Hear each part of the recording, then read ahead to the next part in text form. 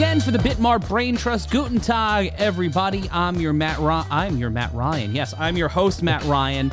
And for some reason, I bring you this program every single week, but I'm not alone. As always, I am joined by the dynamic duo of Nathan Simone and Kelechi Ibe. Gentlemen, we have a guest with us from TapFantasy. Nathan, lay it on us. Yes, a fantasy of mine has recently come true, and that is actually getting to talk to a person involved with TapFantasy, which was the first vote to earn project that has been listed on BitMart. My understanding is that it's a play to earn game. I've been on their website, tapfantasy.io, and it is a delightful mix of fairies, sprites, minting NFTs, all sorts of stuff, but I'm definitely not the expert on that. That is our guest here, Tettey. I'm going to let him say his name because he has an amazingly unique name that not even I can pronounce. So, Kelechi, please help us welcome our guest here, Tettey, so that we can talk to him. Tettey, what is that amazing, unique name that you just told us before? Yeah, so, all right, how's it going, guys? My name is Tettey, but my, I guess, full name is Ni Tettey Tetteh. That's my full name. So people when I'm in Ghana or my mother and my immediate family will just call me Tettey, but it's a little bit of a weird one to like pronounce. You know, it's easier to just say Tettey. It rolls off the tongue, nice, and it's kind of the Americanized version. So that's my name.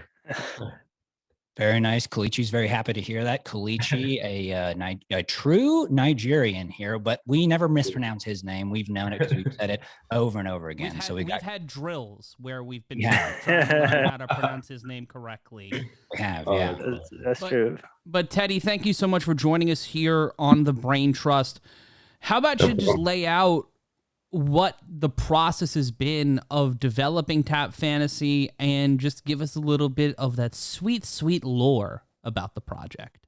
Yeah. And before you do that, tell us exactly what it is, because I know that people can go to tapfantasy.io and see this great website where, like I said, it's a lot of Dragon Ball Z-esque graphics to me. That's what it reminds me of, that 90s stuff. And then, you know, fairies and sprites, but a lot of people are still not into play to earn games. They don't know what it is. People that voted for on BitMart, they know what it is, but we're talking to a wide audience here. So definitely start with a broad overview first, please.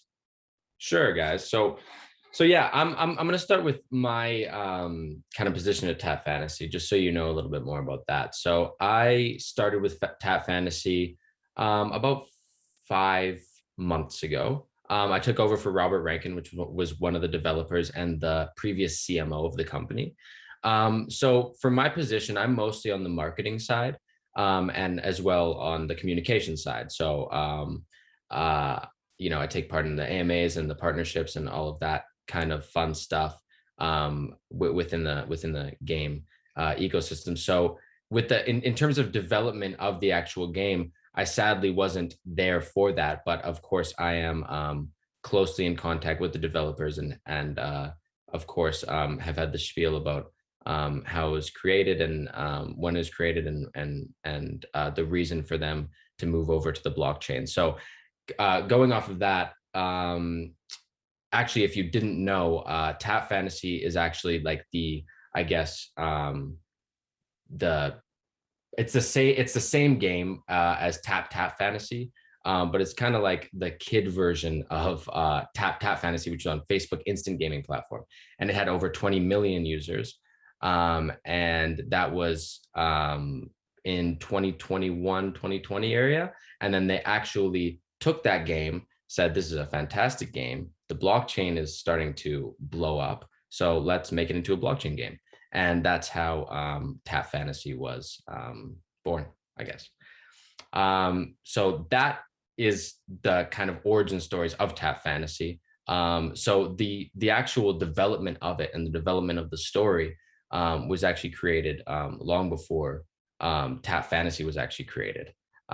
So yeah, so it's a really fantastic game. If you guys don't know, a broad overview, it is a MMORPG game developed on HTML5. So players can actually, you know, quite simply just open the game right up on their webpage or wallet and start right away. We also have an app from the Apple App Store and Google Play. App Store. We're one of the only GameFi games on Facebook Instant Games as of now. TapFantasy, we offer quite lucrative features, including 200 plus unique skins with detailed art, 3D models, and dubbing by well-known Japanese voice actors.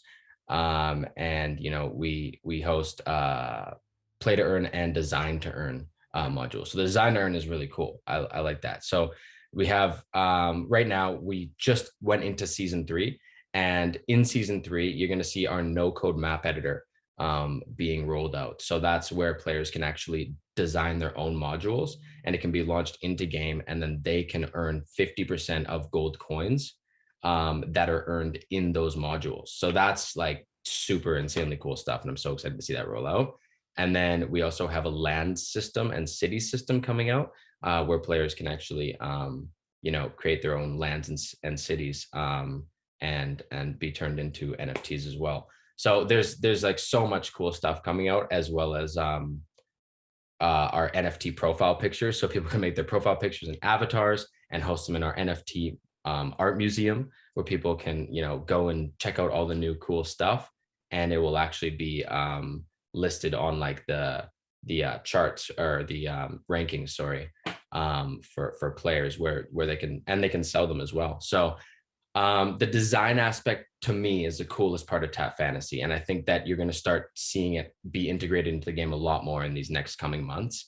So we're really excited about that. And yeah, as I said, we just launched season 3, and there's a bunch of cool new stuff that I will talk about in a little bit on there. So not getting too deep into it. Yeah, it's if you haven't played TapFantasy yet, just think of it as I kind of think of it as like the Pokemon roaming kind of on like DS Pokemon, like that kind of roaming where you kind of roam around, you'll see a character or a building, and you can like tap on it, interact, and then they have a story, and you can pick what you say to them and everything. And it's kind of cool. And then you can find new adventurers and new characters that will come along on the ride with you, and have different attributes and different power-ups and skills that they will use, and essentially you will use to battle different events or battle different players along the road. So it's really cool like that. And the story and the dialogue in it is very in depth, and you have to actually choose your what you say to be able to entice these characters to come along on the road with you, and to give you different rewards. So it's very immersive like that in the story mode. And then yeah, as you go along, you'll see a bunch of different new cool characters that you'll be able to interact with and adventure with. So yeah, I think that's the really cool and broad overview of TapFantasy. And then you can get into like the Coliseum, the player versus player, the different like slime rift and the rune system, where players can start to see really big rewards and battle alongside other online players to beat huge bosses and stuff. So there's so many cool things, so many cool modules, and we're just kind of scraping the surface. When you're looking at, and I'm sorry, Nathan, but when you're looking at the seasons concept and you're getting all of this data in real time from your audience, does that affect what the next season's going to look like? Because, some games in this space and some games in general are kind of passive. You're creating this very elaborate world, this World of Warcraft-esque kind of where it's continuing to grow, continuing to patch, continuing to have all these new missions. You were talking about the old Pokemon games from the Nintendo and DS days, where you have to continually grind and build and build and build. Do you guys feel that it's well received from your audience? Do you think the reception of that is continuing to grow? And do you feel like this is a real place where you can build out a corner in the NFT gaming space? Yeah, I mean, absolutely. I guess a great question. I think that the season system, at least in my opinion, and this may not be the opinion of the developers and why they actually created it, but I think the season system is kind of the best way to go for a game like this as of right now, because it kind of gives you yeah, you're always pressured to come out with new stuff, new exciting stuff every 3 months, but it kind of gives you that space to be like, okay, we gave you this amount, guys, but if even if you didn't see something that you might have wanted to see, you only have to wait 90 days. It's not like, okay, wait until we announce the next thing. Like, you only have to wait 90 days to possibly see what you want in there next. And our community is I mean, growing very quickly, and very we're very connected with our community. And I do AMAs in our community on the Discord weekly, alongside our one of our community managers, Ringo, and one of our other community managers, Jaden. So we do AMAs a lot within our Discord and within other Discords, and it kind of gives us the time to be like, okay, you guys can ask questions now. We'll bring in some of the players, and they'll ask us different questions of what we're going to bring in, and what they'd like to see. And then, we obviously record that and talk with the team and see if it's something that's plausible for our game. So we're very, we're very in the community, and our ear is always to the street. And, we want our community to give us feedback and give us ideas. And that, hence the idea of the no code map editor, where our own community and third-party game developers can actually build out modules. So, yeah, we're very, very, very, very bullish on that kind of game development. Yeah, and it seems like you've done really, really well, because I was taking a look at your Twitter before we were talking here today, and I know that the TapFantasy NFT has done pretty well on BitMart, but you also have like amazing 24-hour trading volumes. From that tweet is only from like a couple of weeks ago, and I was wondering about. I'm so glad that you explained it in a way that you're like, oh, it's like a Pokemon world where you're having to choose the actions and what you say, and kind of like choose your own story, because that helped me a lot, because I'm not a huge gamer. Both Matt and Kelechi know this, although I do love certain video games like, Red Dead Redemption. So it almost seems like this is like an entire world unto itself. And when I look at it and you see that there's like a TapFantasy Metaverse where you're talking about the lands, it reminds me of other projects. I'm thinking of Clay Nation, Kelechi, where people are building their own metaverses there. And you said that you're going to be able to like build your own cities and stuff like that. It just seems like, could you expand a little bit more on the community aspect within like the metaverse and the building going on? Because that is fascinating to me, even as a person who's not going to be like tapping or doesn't know what is going on with the precedent to that game. Because it really seems like it doesn't even matter if I like it or anybody else likes it. It's clearly very popular. And so I'm interested to kind of know the aspect of that, what it's like, and how the NFTs that you have listed on BitMart are kind of filtering into that. Like, what is their purpose in that? Right. Yeah. Awesome. So looking at the land system, we haven't rolled it out quite yet. So it's still kind of in the process of being, developed and finalized, and will be rolled out quite soon. So this system, theoretically, with the land system, what you're going to start seeing is you're going to be able to see.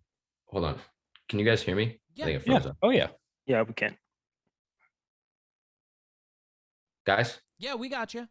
Oh, good. Oh, there you are. Sorry, you guys froze up, so I was just okay. I should be No good. worries. If the internet goes down or out or whatever, you just keep on rolling. I'll let you know over Keep on rolling. Telegram. Okay. If anything happens, it should be fine. Okay, sounds good. Yeah. So where was I? Yeah. So realistically, what the land system will be is if we're supposed to roll it out. So yeah, Q3 in this season, it's supposed to be rolled out. And the land system is where players can create and build their own lands within the TapFantasy metaverse, I guess, and have them as NFTs as well, where they can be traded. So what that's kind of going to entail is, have you been in the TapFantasy game at all? Like, did you have any time to go into it and check? I have not. No. Okay. So that's why I'm asking you, because I can see limited stuff from like for the YouTube or screenshots or things like that, but I just, I don't have enough time to get into it. Yeah. No, that's totally fair. So yeah. So so in the world, if you go in, it actually looks. Have you played League of Legends? A couple of times, but maybe Matt or Kelechi would have done that more than me. Okay. Okay. Yeah. So So, sorry. Go ahead. no, I was gonna say I haven't played it, but I actually watched other people play it before online. Sorry. Like I've actually watched other like people like stream and play it, but personally I've not played it myself. Not played it yourself. Okay. Yeah. Yeah. So, I would kind of, relate I'm just trying to like give you guys a picture of like the overview of how it looks when you kind of drop into the game. And when you drop into the game, it's kind of like an overhead shot of your adventurer arrives on a boat. As an overhead shot of him, and then you can like you click the kind of idea where you like click an area and then your player goes to that area. You click an area, player goes to that area. You interact with different stuff. Gotcha. And it's like that kind of movement and that kind of free roam version of that. So in the cities version, right. In the cities module, it will allow players to build commercial buildings kind of on their own land. So you will have like a plot of land in that kind of sense, and then you can actually purchase NFT building skins to customize the appearance. Is kind of how it's gonna be rolled out. So I think I'm pretty sure. I'm not 100% sure on this because we've been focusing on other modules more. But yeah, it'll be more of an NFT style thing for this. So you asked about our NFTs that we currently have and how that would feed into it. So our NFTs currently would only be pertaining to the characters and leveling up the characters. It would be a different set of NFTs to be able to customize your buildings with. Gotcha. And your land with. And yeah, it'll be I can't really picture it quite yet. But yeah, it'll be kind of like you have your own plot, you can build it, and then you could have other players visit it kind of idea, and then see it, and then you could sell your own customizable building NFTs. So yeah, it'd be pretty cool. It's a work in progress, but it seems like it is a very supported and very popular work in progress, which Definitely. Is an achievement for any NFT project. Kelechi, I know you got a question about this. I want to hear your Kelechi is the NFT degen of our group here, who's really big into NFTs. Nice. I'm interested, Kelechi, you probably have a question around like play to earn or something like that. And I'm interested to know what this guy's going to say. Oh my God. Yeah. No pressure. No pressure at all. Actually, no, the question I was going to ask is, I think you already answered it in a way, is that based on what I saw on the website, like you don't necessarily need the NFT in order to play the game, right? Like anybody can play the game without owning an NFT. Or did I read that wrong? No, you're 100% correct. Like it's 100% free to play. Yeah. Right. Yeah. Right. So yeah, realistically, you don't need to do anything really to start earning. You don't even need to put in your wallet, realistically. So that's what I really like about Tap, is that when I joined it, I thought I actually joined the wrong app or the wrong game, because I started right when I started playing because I obviously wanted to immerse myself fully in the game.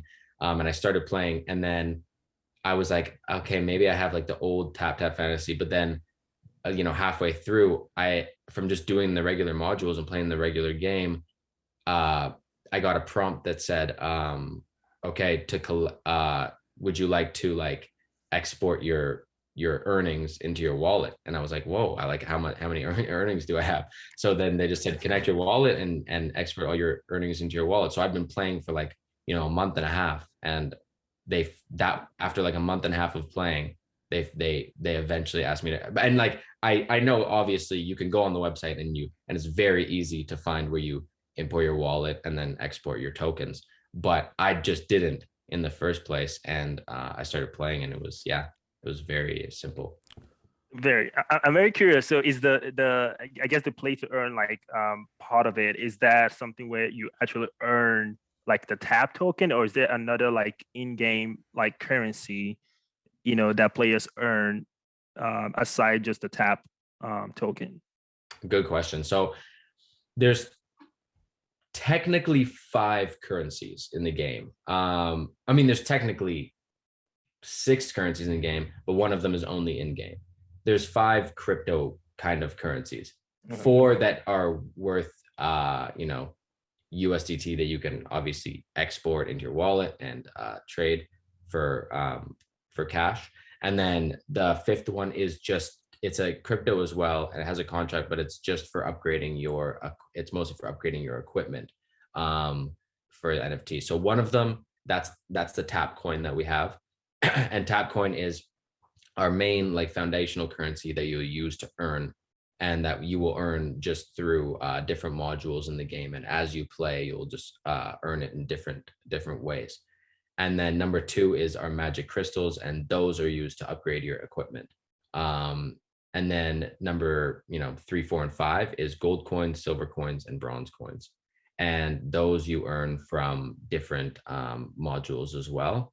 But the gold coins, silver coins, and bronze coins can also be used to, say unlock Demon Expedition or unlock a Slime Rift.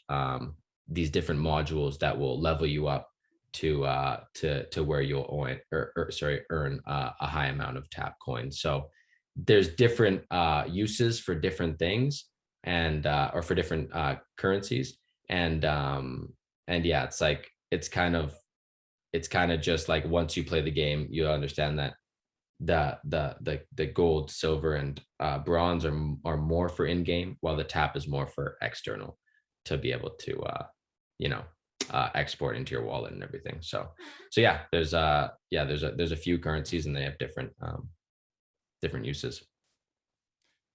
That is definitely a lot of in-game currencies, more than you usually find. It's like a TapFantasy investment portfolio you can build. Yeah. You can build up. No, it's always good, because if you're going to have, the main criticism of play to earn is that, 1, there's no liquidity in the tokens, and then 2, the token is too new, or there's no use for it, or the game isn't big enough that you can just do nothing with it. And so it's kind of like what I'm experiencing right now with Sweatcoin, which is the app where it's move to earn, because I exercise a lot. So I have all these sweat coins, but if you were to ask me, Nathan, what is the value of these sweat coins? I would just have to look at you honestly and say, nothing yet. Nothing yet. Apparently they just got some VC funding. So I'm hoping that my hard work, which I'm going to do anyways, will be monetarily rewarded at some point. Yeah.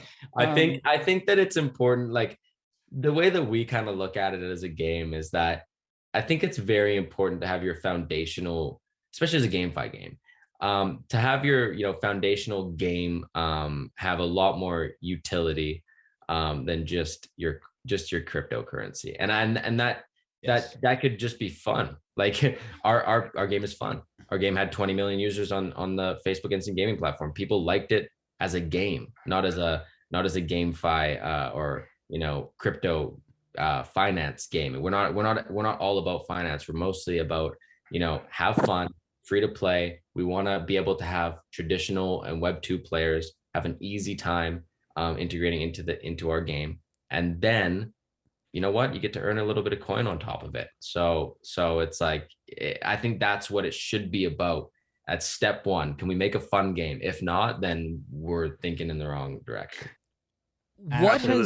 What has been the feedback for your Web2 users, your institutional users, basically, because you're bringing this platform into the Web3 space?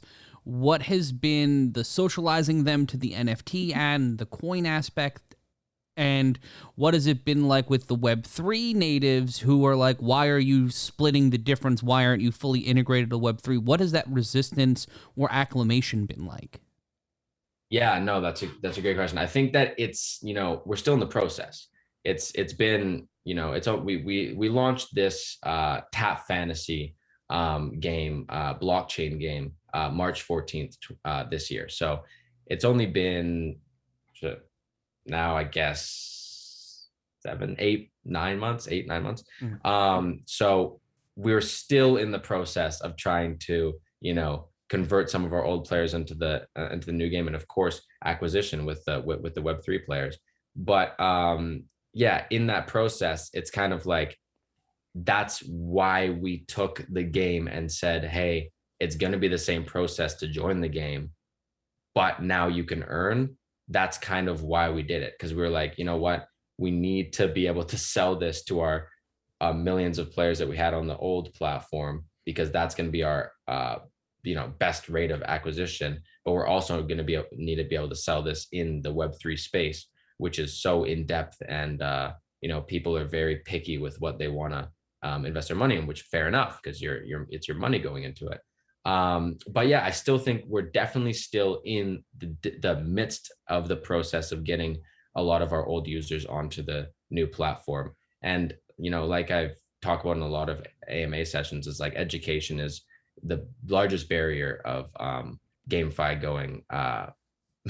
going mainstream, because people just don't, if you're not educated on it, you're not going to be like, oh yeah, I'll throw my money into it. Like, you need to know what you're doing. You need to understand tokenomics. You need to understand how things work. It's finance in the end of the day, and you're not just gonna throw your money into something that you have no idea what is going on with it, and the ecosystem. So we're trying to educate as much as we can, and that's why we've spent so much time building our communities up and giving them as many resources as possible, and as many AMA sessions and events as possible, to be like, hey guys, we're giving you these opportunities to win some rewards, but we're also educating you a lot on what our platform and GameFi in general is about. So I think that's been a huge kind of maneuver in getting a lot of these old users onto the new platform. And we're not even close to being where we were, because I guess we are just around the 200,000 users mark on the blockchain now. So yeah, we're still working. That's pretty impressive. I was gonna say that's for a game like blockchain games, I think they're having a hard time like attracting users and attracting like real like game players. So to get that amount, that's actually pretty impressive. And like based on what I've seen on Twitter, like you guys have like a lot of traction going. One question I do have is similar to what Matt already asked, is what's the difference between, I guess, the Web3 like audience and the Web2 audience? Because it seems to me that like the Web3, like we know it, it seems like they're more interested in the finance like part of it, like how much can I earn, and things like that. Meanwhile, it seems like the Web2 audience, the more interested, like the fun, is this game actually fun to play? To your point, most people actually play games to like escape the craziness of life. They just want to have fun. They're not necessarily looking to make money, but I feel like a lot of blockchain games focus on just making money. Meanwhile, the actual real game players out there, that's not kind of their focus. So how's TapFantasy trying to like bridge that gap? Yeah, cool. So I think that it's kind of, it's odd, because the Web2 players, the traditional players that are moving into this, whether it's because that they just want to keep playing TapFantasy, or because they actually are interested in the blockchain, I think they almost seem to be more interested in the finance because they don't understand it as much. So they are more susceptible to losing money, I guess, or not actually having control of what's going on in the situation. So they are more like, the questions that come across are probably on more of the end of players that are newer to the blockchain, for sure. When the players that have been around in this ecosystem for a long time, their questions are going to be more actually in the game, because they understand that, or in the game, in the team, and then development, because they understand how important it is to have fantastic team members, fantastic development, and fantastic plans for the future of the game and the utility. Because there's so many projects now out there that you can make a quick buck, and you can make yourself look even very successful. Like that's very easy, and that's a huge issue. So I think that in the Web2, it's like, it may be very ground level questions, but they're very invested in what it actually means and what's going on in the ecosystem, and what we look for. So yeah, I'd say it's split, but it's very interesting to see old gamers from Web2 coming into this space and actually seeing the value of it. I think it's very important, because it's it's the technology is next to none. So yeah, it's cool. Well, as you said before, Tettey, too, the kind of the best form of organic marketing is just start with a great product, right? So it's great that you have all the in-game currencies and that people can do play to earn stuff. But, like you said, the entire reason why this was created and put on the blockchain is because people already liked playing the game.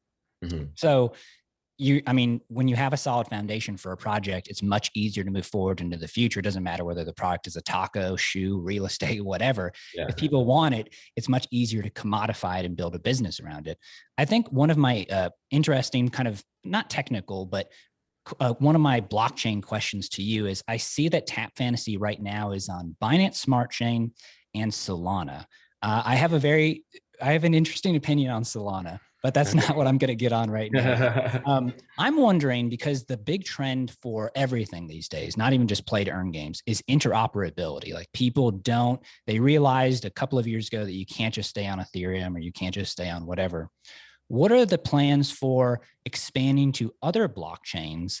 And then two, I'll ask you a Solana specific question where Solana is kind of, well, you know what, let's start with that one first. What are the plans for expanding to other blockchains, or maybe being interoperable? Because the more blockchains this is on, since people love playing the game, it's like the dream would be for it to be on every blockchain that people would ever play on, right? Yeah, no, definitely. Yeah, so we I can't actually, I guess it was, so we launched the game on March 14th.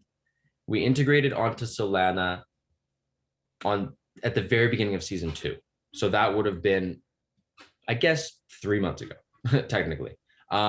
So I just can't remember the exact date right now. But anyways, we launched onto Solana on season 2, and that was our second blockchain. So that begun the cross-chain deployment across different blockchains. And since then, we've been talking to multiple chains about deployment. One of which I can mention is Aptos blockchain, if you have heard of that.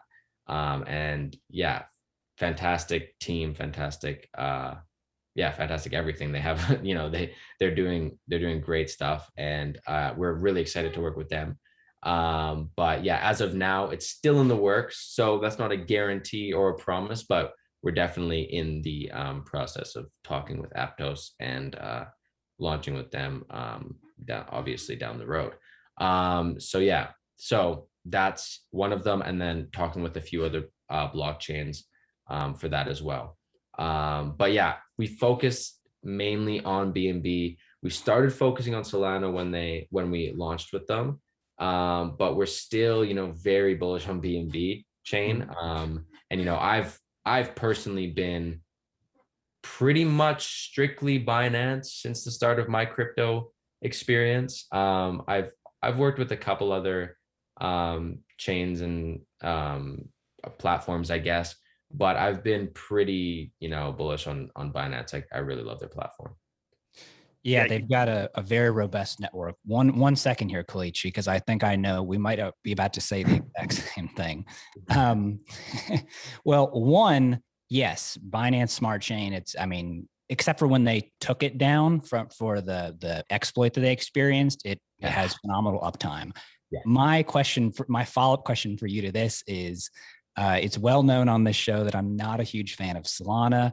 not a big deal. It's fine. People can do whatever they want to. But I'm just wondering if for a game, which you have to have all this uptime, Solana is like continually known for like the chain is going down. They're having to reboot it. I'm wondering if there's been any problems with that on Solana, and if that's maybe kind of forcing you to look at other blockchains, not just for interoperability purposes, but because I think a lot of people that were super bullish on Solana have kind of, I don't know, navigated through it. And I will keep trying to give them the benefit of the doubt and say these are growing pains, but it's happened like way too much for me, in my personal opinion. So I'm interested in your opinions on that. And then I would like Kelechi's opinion on whether Cardano is ready for play to earn games. But let's let Tettey talk about Solana, maybe the Solana woes that they're having first. Sure. Yeah, no. So in the end of the day, yeah, I think we're very, very, very new in the Solana space. It's been 3 months, so there's no really read that I can have on it yet. I can't really have an opinion on it yet. I mean, we still have 3 months. The team has been fantastic. So I've been talking with Justin from their team, a couple other people, and they've been great. They've been super helpful in getting the integration done smoothly. And so as of now, all I know is really their team, and I can vouch for them from that standpoint. But yeah, in terms of the platform, we've had no real issues. But we also focus so heavily on Binance that I think that the cross chain is more of just hey, I want our users to have as many possibilities with the game as they can fathom, because that's just, you need to be everywhere all at once, or else it turns into like a huge hassle for some people, and we don't want that. So yeah, that's why we're going all cross chain, and Solana so far has been fantastic. And I know there has been some struggles, and that was obviously the chat that our team, and the decision that our team had to make in the beginning when integrating onto Solana. But other than that, it's growing fast, and it has a lot of obviously users and a lot of hype. So it's like we had to weigh the pros and cons, and the speed and the slow and the fees and everything like that. So, and us obviously not being on Ethereum and never being on Ethereum, it's like we got to look at the different possibilities, and that was probably the number one on the list at that time. So that's where we went with it, and so far so good. So yeah. I mean, like going to Solana, like it makes sense in the sense that like there's a lot of users, especially when it comes to NFTs. When you look at the NFT volume, Magic Eden, like the Solana, they have a very vibrant like NFT ecosystem. So from a business perspective, I can understand why Solana was chosen, and also from a technological standpoint, being like EVM compatible, like it's easier to kind of like integrate with Solana, as opposed to, for example, Cardano, which is a completely different animal, completely different like programming language. So I understand that, and when it comes to the stuff you said about Binance Smart Chain, like GameFi is huge in Binance Smart Chain. So I completely understand why you guys are so bullish on Binance Smart Chain. Yeah. And we've managed to have a great relationship with the Binance team as well. And the Binance team is fantastic. They've helped us a lot, especially in the early seed rounds and everything. Their platforms that they have for that kind of stuff, we're just, it was great. So Binance is definitely our main focus. And, we've seemed to climb the ranks and do pretty well in the Binance ecosystem. So we're pretty close with the team and everything. So Solana as well, for sure. But I definitely think focusing on Binance is still a number one from the relationship that we've had with them since the beginning. Something that came up, and I'm sorry, Kelechi, if you want to go, you can go. No, go ahead, Matt. Something interesting about you guys making the move from Web 2 to Web 3 is a demographic shift. Have you seen the type of user, the age, or the personality of the user you've had on Facebook and on that market and the Web 2 space change in the Web3 space because Web3 does skew younger. It skews a different demographic. Have you seen any changes in that, or is it kind of your audience have followed you over? Mm-hmm.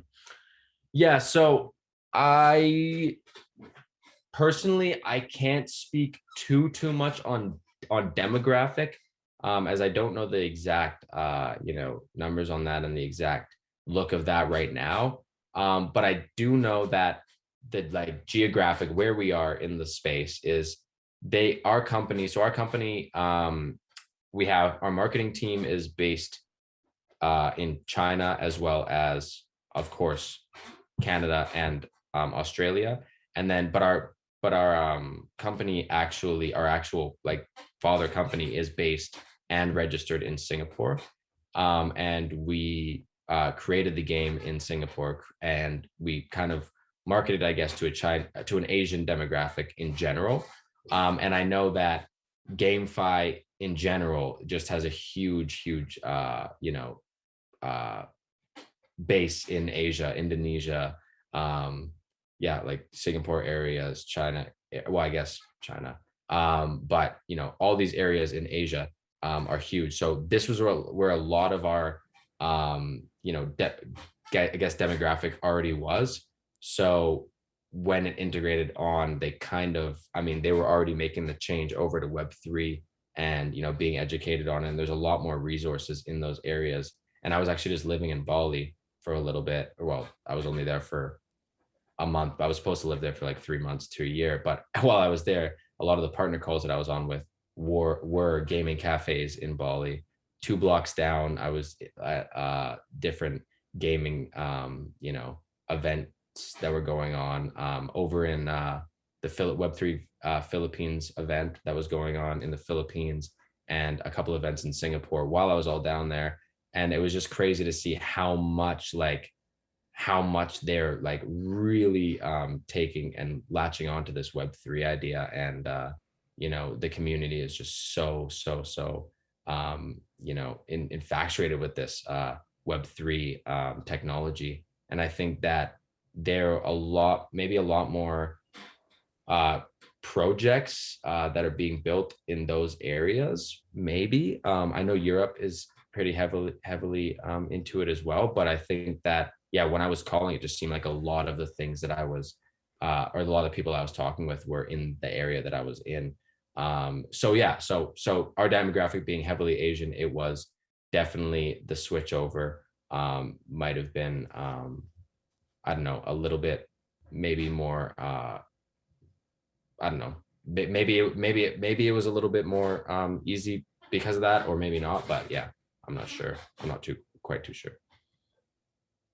One of the appeal when it comes to like blockchain gaming and just NFTs in general is the fact that, regular games, like traditional, like, console games or just like PC games, while, they're fun to play and stuff, they never in a way give a player like ownership. Right. And that's where like NFTs come into play, right? They give players, ownership, when it comes to the franchise or just, the game itself. Is that something you think will be a trend, moving forward, where, people from the Web2 world will want to be a part of the Web3 world because they see blockchain gaming as a way to actually be a part of, of the brand, as opposed to just being players of the game? Yeah, I think once that's actually, it has to be more of a conversation in those spaces. So I think people look at NFTs and kind of like it leaves a kind of maybe a bad taste in their mouth because of what kind of happened in the NFT world recently, and all these NFT projects. I don't want to say scamming, because Rock pool. Yeah, I think some of them came with good intentions in the beginning, and then it just turned out to not work, and they kind of ran. But then I think that obviously there was some rug pulls as well, and I know a lot of people that lost thousands and thousands and thousands of dollars in the NFT space. But I think what people in Web2, I guess, don't understand as much is that it's not at all about a JPEG. It's about the underlying technology and how it can actually change different industries and change the economy and things like that. So I think that, yeah, again, once the education comes and once people know that they can have ownership and really have a piece of this project and the projects that they love, then I think that it will definitely be a persuader for people to come to Web3. But I think it'll definitely take, a few big traditional games to make the transfer and make it more of like a, I guess, yeah, to make them see, okay, yeah, this is a real thing. But I think until that happens, with only really, brand new games popping up, people aren't going to quite make the switch on such a mainstream level yet, just because of ownership specifically. But I think that once they have that knowledge, and once some of the traditional games come over, then they'll be able to be like, oh, this is really cool. I can own my own character and my own thing, Right. Yeah. Nathan and Matt, do you guys have any question? Because I have another follow-up question. Follow up, my friend. So that you brought up an interesting point, Tettey, is like the traditional like games, like B game studios, if they come into the Web3 space, we know that they'll bring a lot of their players with them. But we've seen kind of the opposite happening lately in terms of we're having pushbacks from players who don't want to necessarily have anything to do with NFTs, or they feel like bringing the play to earn stuff might bring like take out the fun out of the game. It's going to be more about money as opposed to just having fun. And then you also have the issue where most of these games, they're kind of their like monetization strategy is to have a free game and then have in-app purchases where people are actually purchasing items, and that's how they make money. They buy skins, they buy coins and things like that in the game. But when it comes to Web3, the opposite is actually what we're trying to do, where we're actually trying to pay people to play, pay to play to earn. So it seems like it's going to be a battle to get those big game studios to come in, because it seems like we're disrupting their business model. So I don't think it's going to be as easy as a transition as most people think it is. But I think me personally, I think it's the future. I think ownership and NFTs integrating with games in the future. I'm actually building a project on my own, but I just think it's going to be as very challenging than we give it credit for. I think it's going to be very challenging as well. But I just think, like look at Fortnite, for example. You have 10-year-old, 12-year-old kids, my 25-year-old brother spending $1,000 on skins that are worth zero, worth nothing. Right. And I think that once people understand that, oh, I could spend $1,000 on skins that are worth more than $1,000 or worth something at least, and you can actually have fun trading them and getting different rare skins, or opening up mystery boxes to get different skins, instead of just having a skin. Oh great, I got this awesome skin, or I got this awesome new rifle, and being like, okay, but it's just for look. Or it might be a power up, like it might help your character power up. But like Fortnite specifically blows my mind because there's nothing that you actually receive. They are making billions of dollars off of nothing, like seriously nothing. Yes, it's a cool look. And I totally understand that people want to, have the new Spider-Man suit, the new Darth Vader suit, right. Whatever, this and this suit. For their character to be able to see it. And I understand the appeal for young kids especially. So I totally get that. But why would you not want to be able to have that and have it, hold some sort of value? So now you have an asset while being able to play a fun game. So I think that that's where the disconnect is. But I also understand that we're very early in the process, like like baby, like, you know, very early. Like people don't understand how early we are. And I think that these ripples have to come, and we have to have a lot of failure and a lot of attempts to be able to find that perfect happy medium, to be able to be like, okay guys, do you understand now? And it'll take a lot of years to be like, hey, like we need to keep, you know, telling you this over and over and over again for you guys to understand that this is not just, you know, an NFT that you need to buy and sell right away. It's an asset that you can hold, and it can, you know, build value on itself if the game and has proper tokenomics, and if the game, you know, has a proper team that is going to build the game up over time. And as well, you're going to have, you like with TapFantasy, you're going to start seeing different, you know, different updates come into play and different modules come into play. And, you know, our players that already have skins, they might, it might be easier for them to get a land, or they might, you know, the system. So it's like, as long as you spend time with the game, and as long as you're invested and you like the game, then yeah, it's a way better model than the Web2 model, of course. Like, but I understand that there is not, if you look at the difference between Web2 and Web3, there's obviously like, you know, a minuscule amount of games comparatively in the Web3 space. And I think that, you know, the games are fun, and the games like that I'm starting to see, and the games that we're starting to partner with and are in development, they're becoming like crazy, amazing games.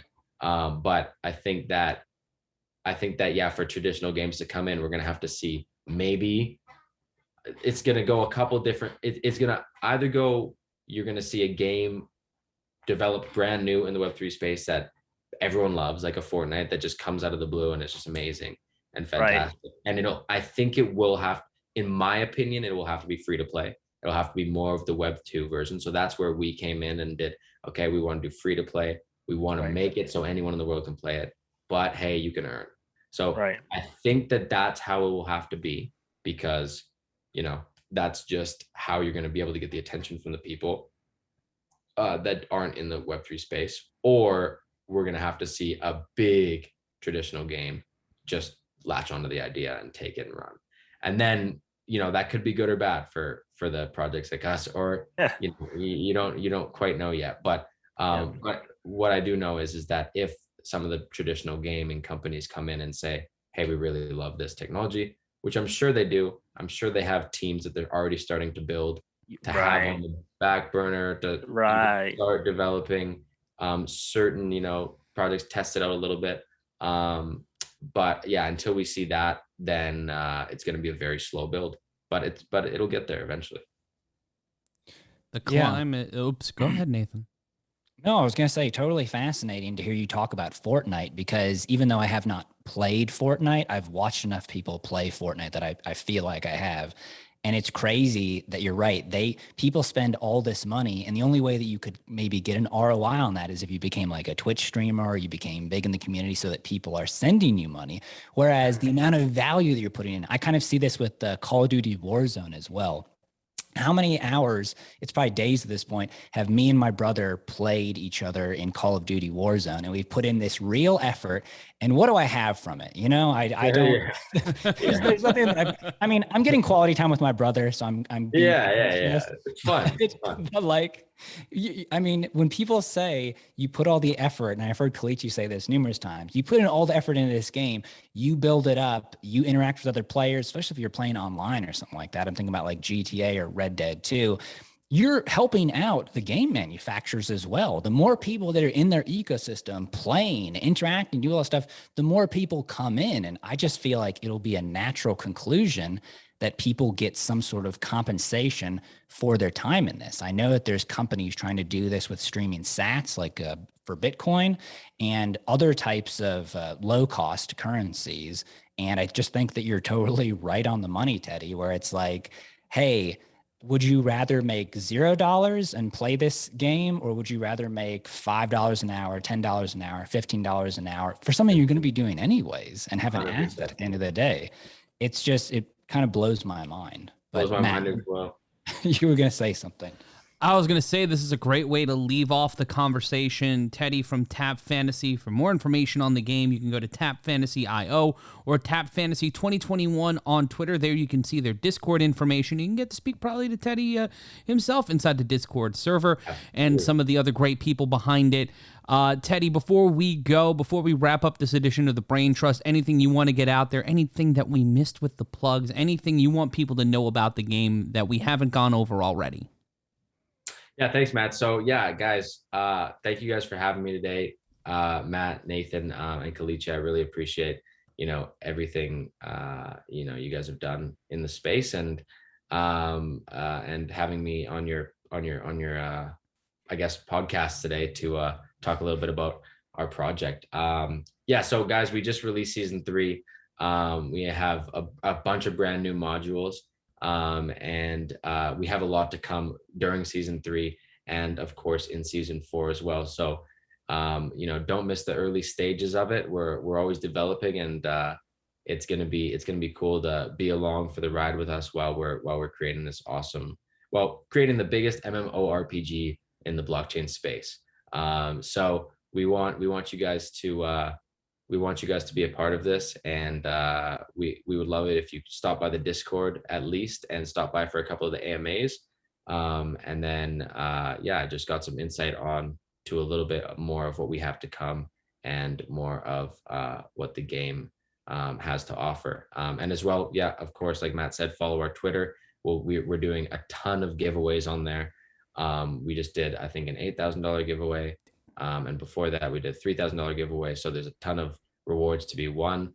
And come play TapFantasy, man. It's a lot of fun. When they say play to earn, they mean play to earn. Play to earn. I was gonna say real quick here, Matt. The tie to BitMart here that we have is that they TapFantasy has the sole mystery boxes on the BitMart NFT Marketplace right now. And real quick, Tettey, maybe this is a paradoxical question. What's in the mystery box? Why would you buy the mystery box? But it's only on Solana. It's only on Solana right now, but there's many pages of it on the BitMart NFT Marketplace. So if you're into TapFantasy, you can take action on this now. Yeah, check out the mystery boxes. There is a lot of mysteries in those boxes. It's a mystery. Okay, well, it's on Solana. We know that for sure. But the rest is a mystery. We won't prod you for it, Tettey. Okay. Yeah. Thank you again. Thank you again for being on. I appreciate it. Thank you so much, Tettey. To unlock those mystery boxes, head on over to the BitMart NFT Exchange. And for more information on that and for more information to be a part of TapFantasy and be a part of the BitMart NFT Marketplace or BitMart in general, you can check it out in the show notes. Whether you're listening or watching the program today, we have that accessible for you. And be sure to rate, review, subscribe, ring the notification bell. However you're listening or however you're watching, be sure to do the things to know when new episodes of the BitMart BrainTrust are dropping every single week right here on the BitMart YouTube channel and the NFT 101 podcast feed. But now for the part that we all love. It's Nathan reading the Lego Mumbo Jumbo. This has been the BitMart BrainTrust. Bye-bye. Hello to everybody out there in crypto land. Did you enjoy that conversation? I know that I did. It's always interesting to learn more about crypto projects, NFTs, and what is going on in this very unique industry. But now we've got to get some legal stuff out of the way, all right? It's just the way that it is.